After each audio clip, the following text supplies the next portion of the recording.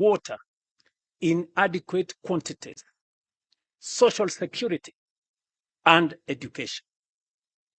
Together, we must ask ourselves what these constitutional guarantees should mean in practice. What should an education system worthy of our constitutional promise look like? What should define accessible and adequate housing for every Kenyan?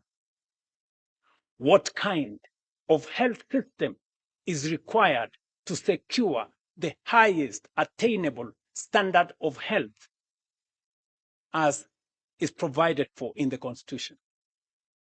How do we ensure that no Kenyan experiences the indignity of hunger and that every family has access to adequate food of acceptable quality?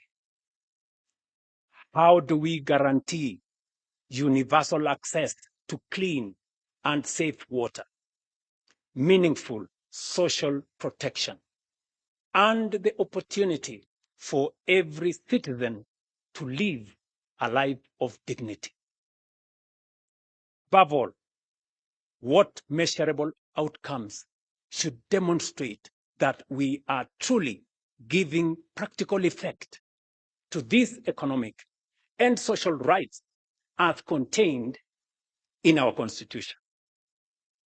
Equally, we have not defined with sufficient clarity what patriotism, equality, social justice, and sustainable development should demand of us as government, as institutions, leaders, or citizens.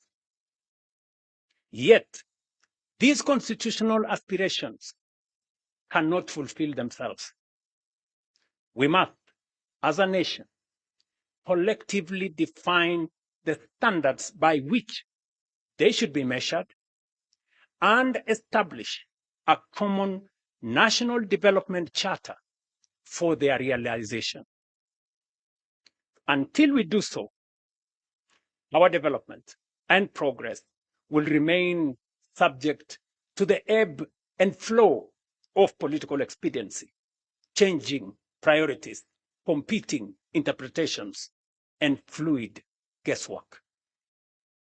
A national development charter for the attainment of these noble constitutional imperatives cannot be designed by politicians alone, nor by any single institution, profession, or interest group.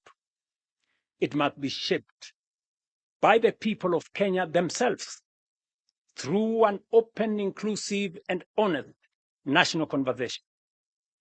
For the Constitution belongs to the people, and so too must the vision that gives it practical expression.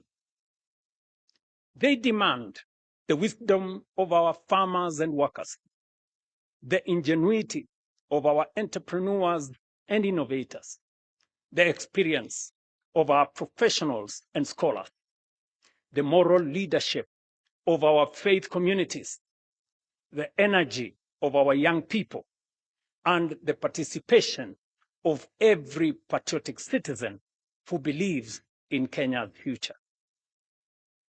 Such a development charter will succeed when anchored on strong institutions, institutions that enable rather than obstruct, that solve problems rather than multiply, that encourage enterprise rather than frustrate, and that make it easier for people to work, invest, innovate, build, and create wealth.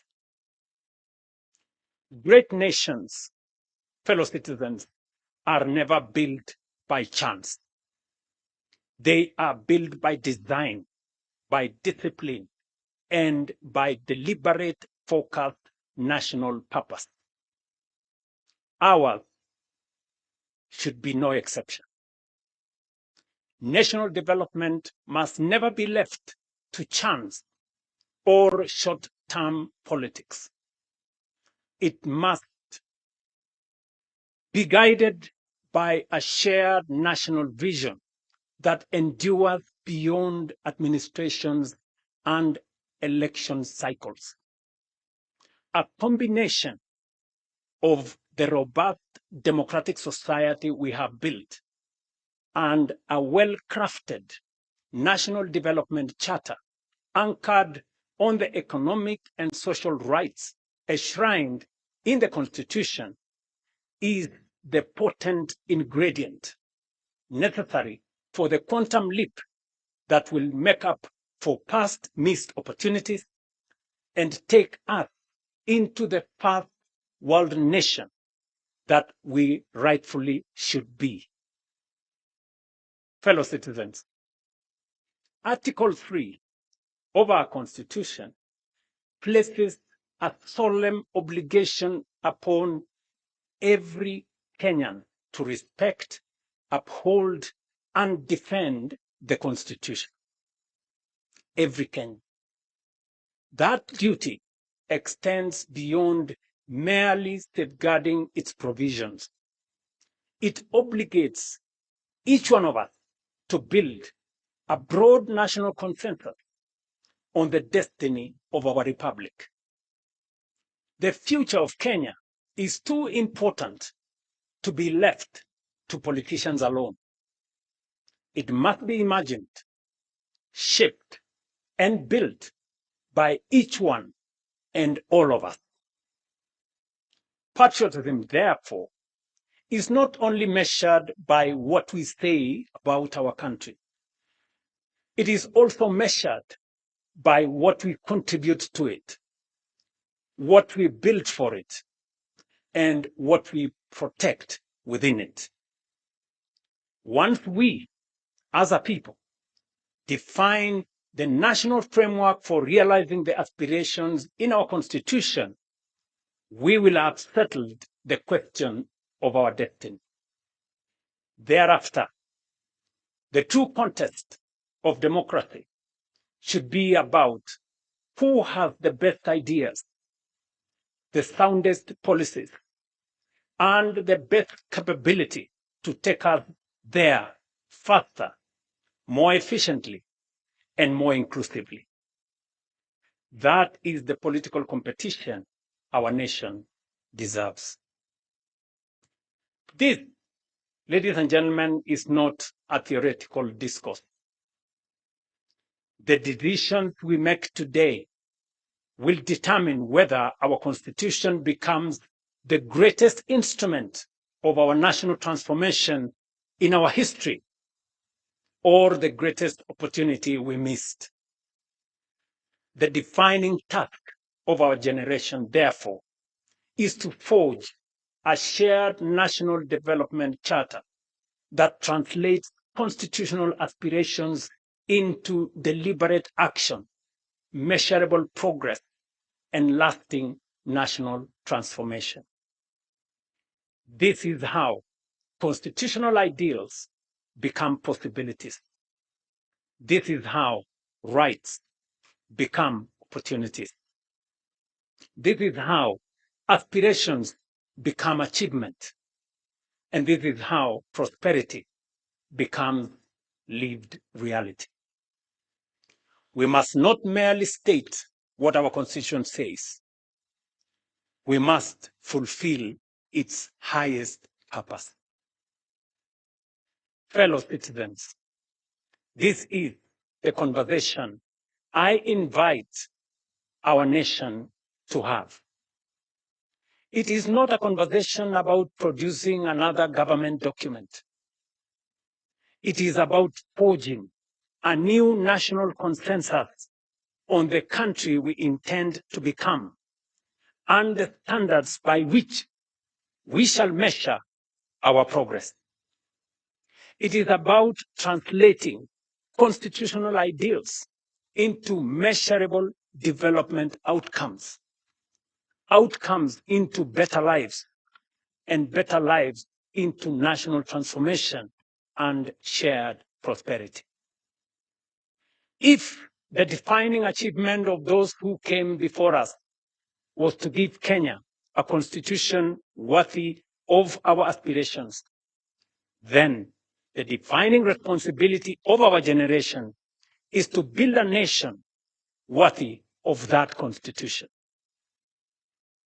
Over the past several months, I have engaged and sought the counsel of current and former national leaders, of political leaders, scholars, business leaders, faith leaders, professionals, civil society, grassroots representatives, and most importantly, young Kenyans from every part of our republic. Those interactions reinforced one conviction above all: a vision worthy of guiding Kenya for the next generation cannot be written by government. It cannot be crafted by a handful of experts, however distinguished they may be. Nor can it emerge from a single institution or political formation. It must be forged through a genuinely people-driven, citizen-centered, and future-focused national process. One that draws upon the collective wisdom, experience, imagination, and aspirations of the Kenyan people, while remaining open to the very best ideas the world has to offer. It was in that spirit that I invited Professor Hiroyuki Hino, Professor Anyang' Nyong'o, and their distinguished colleagues to begin examining Kenya's future beyond the Vision 2030. Last week, I had the honor of receiving their proposals on strategic guidelines for Kenya's long-term national transformation. The thrust of their proposal is both ambitious but also achievable. That Kenya can become a prosperous, high-income, industrialized, and globally competitive nation within one generation, provided we remain united in purpose, disciplined in execution, and unwavering in our commitment to long-term national transformation. These proposals provide the foundation for a much broader national conversation, a conversation that now belongs not to government, not to the authors of that report, but to every Kenyan. Fellow citizens, somewhere in Kenya tonight is a child too young to understand this address.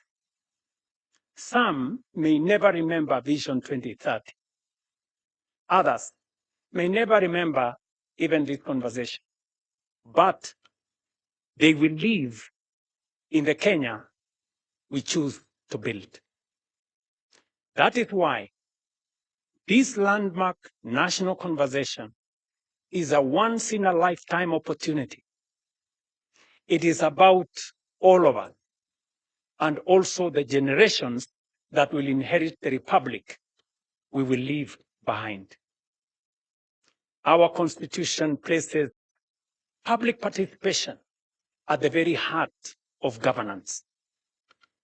It is therefore not merely my desire, but my constitutional duty to ensure that the national vision, which succeeds Vision 2030, is shaped through an inclusive, transparent, people-driven, and genuinely national process. Accordingly, on Wednesday, the 12th of August, 2026, we shall formally launch a national conversation on Kenya's future beyond Vision 2030, the most consequential exercise in national reflection and public participation since the promulgation of our Constitution in 2010. We shall bring together every institution of our republic, every county and every generation, leaders from political parties, the private sector, workers' organizations, faith communities, universities, professional associations, innovators, civil society, our creative industry, and above all, our young people will be at the center. In 2010, we gave ourselves a constitution worthy of our dreams. The task of our generation is to build a nation worthy of that constitution. We have secured the foundations of our democracy. Let us now secure the foundations of our prosperity.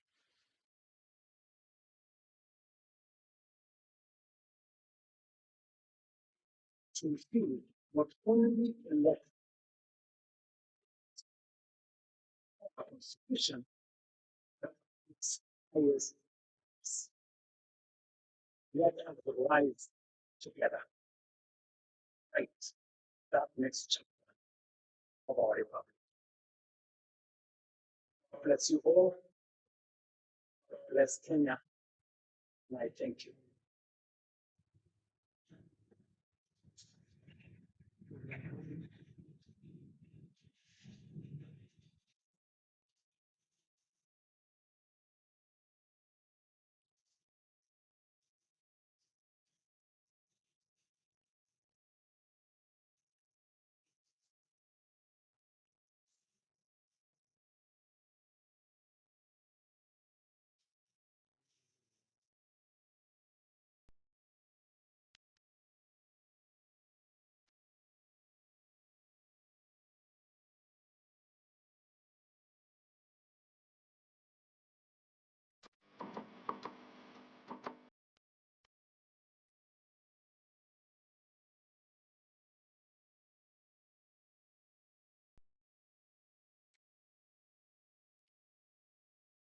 Good evening, fellow Kenyans.